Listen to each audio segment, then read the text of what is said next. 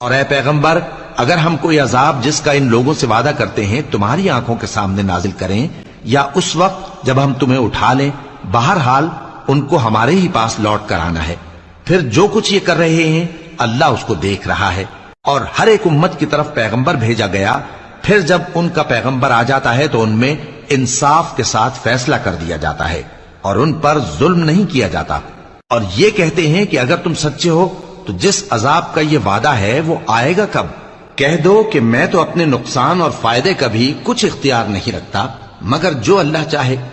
ہر ایک امت کے لیے موت کا ایک وقت مقرر ہے، جب وہ وقت آ جاتا ہے تو ایک گھڑی بھی دیر نہیں کر سکتے اور نہ جلدی کر سکتے ہیں۔ کہہ دو کہ بھلا دیکھو تو اگر اس کا عذاب تم پر ناگہاں آ جائے رات کو یا دن کو تو پھر گناہگار کس بات کی جلدی کرتے ہیں؟ کیا جب وہ آ واقع ہوگا تب اس پر ایمان لاؤ گے؟ اس وقت کہا جائے گا کیا اب ایمان لائے؟ اور اسی کے لیے تو تم جلدی مچایا کرتے تھے۔ پھر ظالم لوگوں سے کہا جائے گا کہ عذاب دائمی کا مزہ چکھو، اب تم انہی اعمال کا بدلہ پاؤ گے جو دنیا میں کرتے رہے۔